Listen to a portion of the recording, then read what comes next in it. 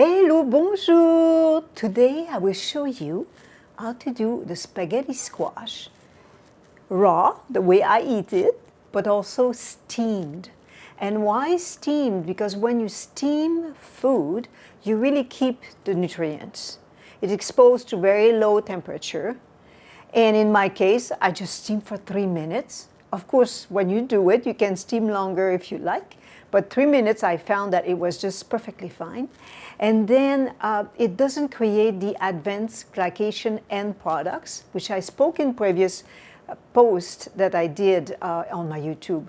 So the advanced glycation end products will, it causes illnesses. So yeah. I know, we've been eating that food for so long because we like it. We like it when the turkey is golden, when the chicken is golden. We like to eat fried things and things on the barbecue, but it creates that advanced glycation end products. So you might want to eat less of it when you don't, choose when you eat some and then eat more of not doing products that way. So that's what we're doing today. I will show you how to cut that lovely little butternut squash here. It's ready when the stem is, like you can see, it's beige here, so it's ready to eat. And also when you put your nail in it, it doesn't leave a mark, so it's ready. That also means that it's hard. It's very hard. I don't cook it ahead of time. I don't put it in the microwave. Some suggest to do that. I don't trust the microwave because it alters the food. It alters the food, and I don't know that really we should be eating this. According to what I read, we shouldn't, so I don't do it this way. So we'll just cut it. I have a good knife here, and I sharpened it, so that's going to help. And when we cut, we'll make sure that we miss the stem part here, because that would be harder to cut, right? So let's first kind of do a trajectory for the knife so it doesn't hit that. And then I'm just going to poke it so I can start. You don't want to press hard right from the start because the knife could just go this way or that way. Then it's your hand. So it's a good idea to give it a little. There you go. And then I will rock my knife, and that's how I get in there. By rocking the knife, more than pushing hard. So let's keep rocking the knife. Eventually we'll get there.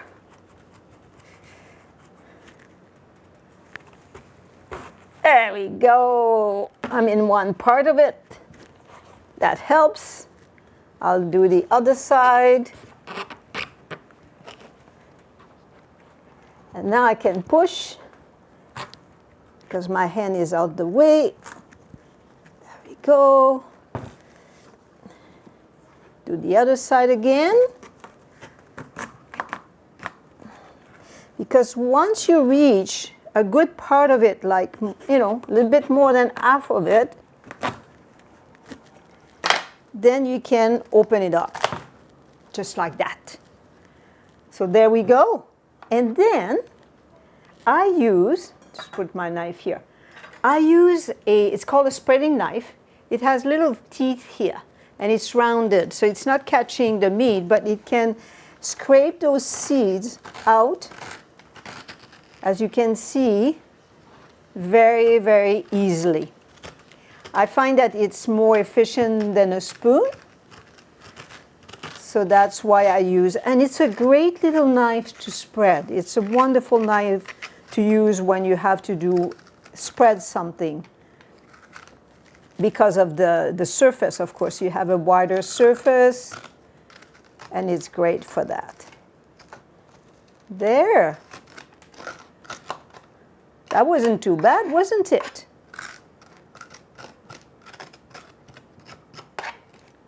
It went quite quickly.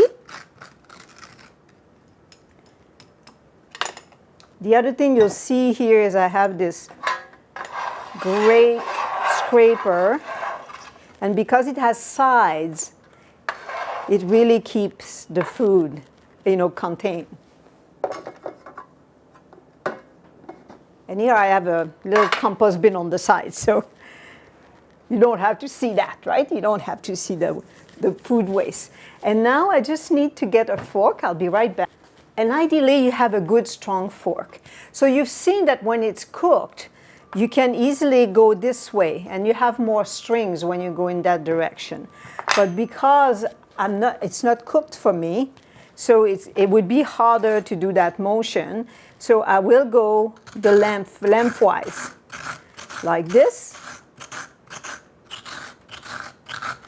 I'm still getting some strands, but they're shorter.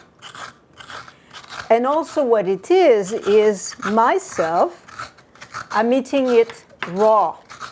So the smaller the shreds, the easier it will be for me to eat anyway.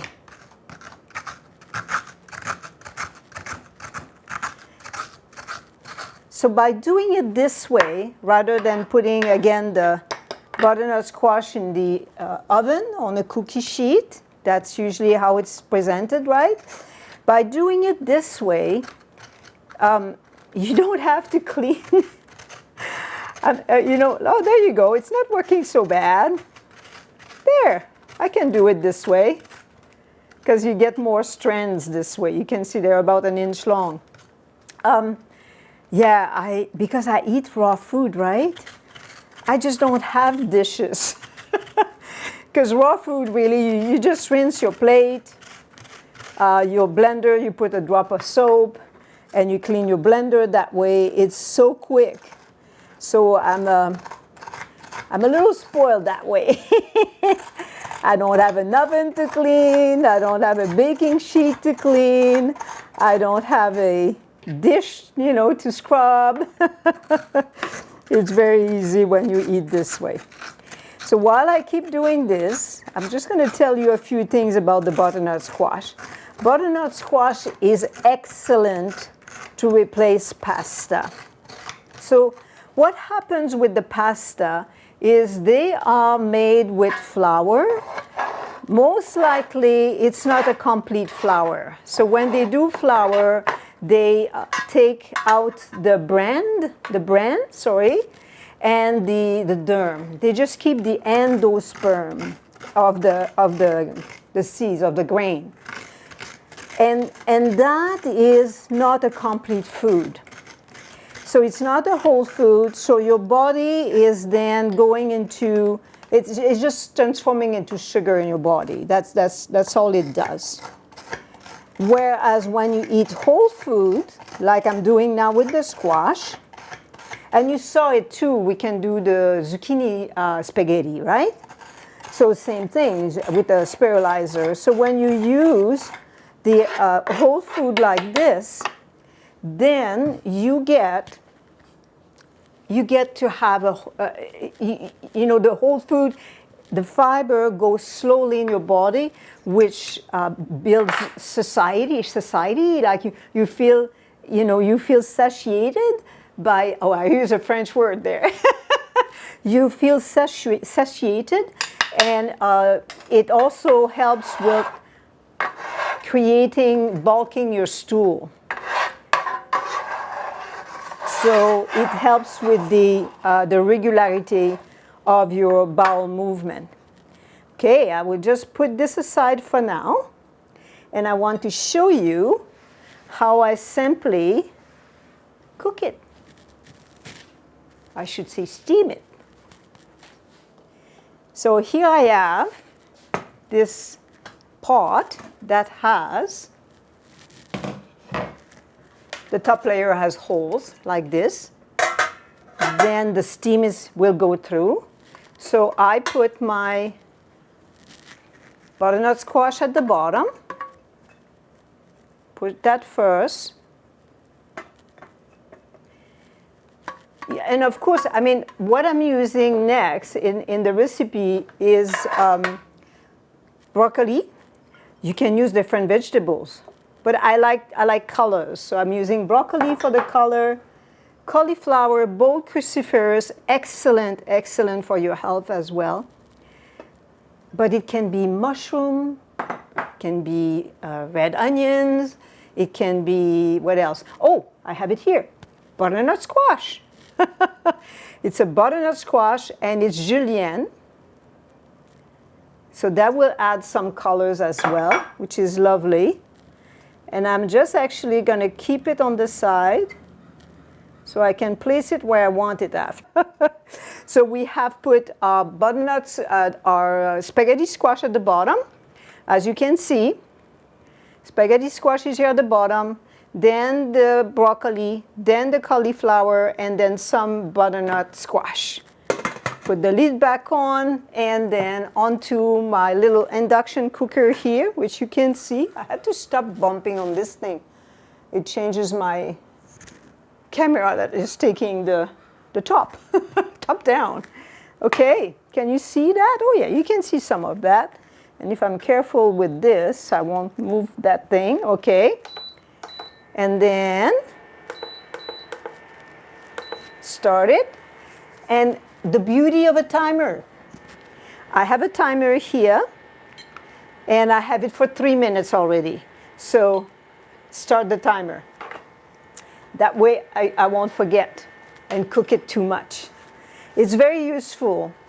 And I'll put the name of the timer in the post below, because some timers, it's like beep, beep, beep, beep, beep, beep. You barely hear it.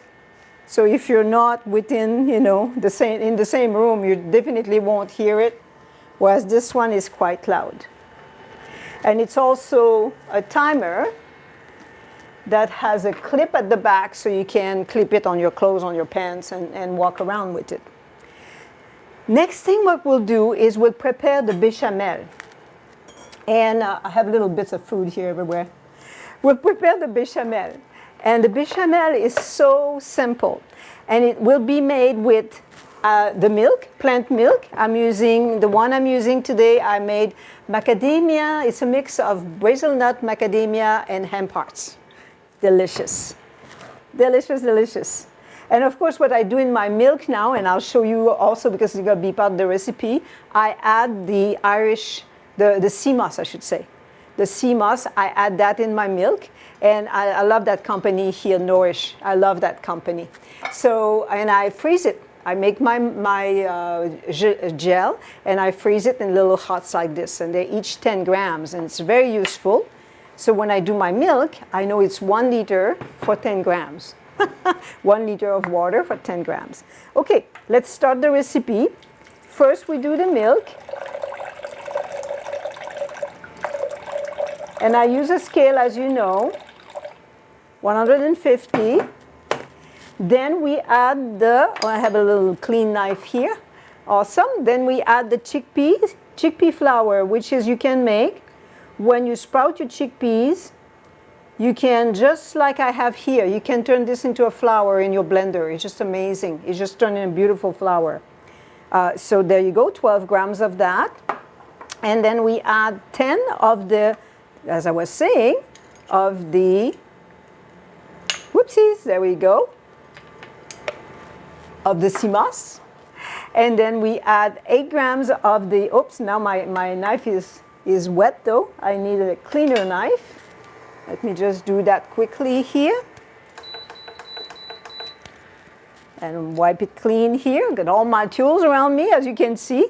That's great when you organize this way in your kitchen, when you don't have to walk 5 steps to the left, 5 to the right, and back and around. And you know, when you have it all around, it's great. All those ingredients are underneath my table, my workbench here. It's just awesome.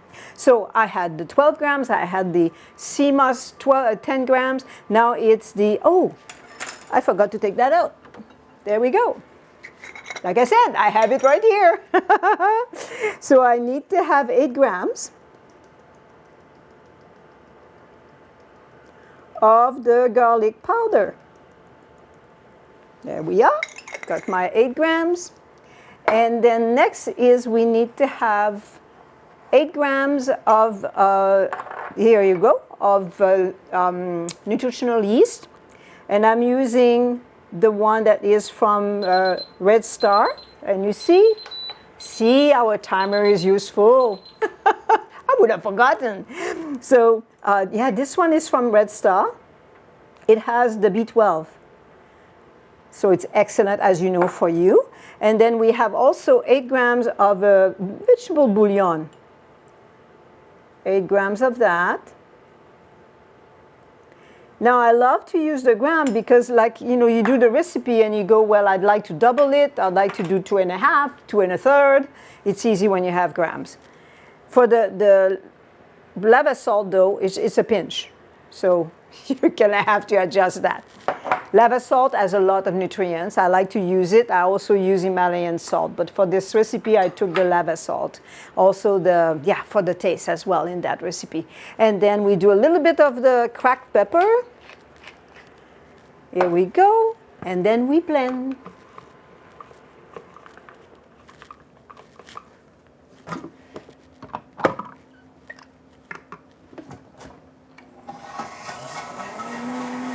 Okay, now we will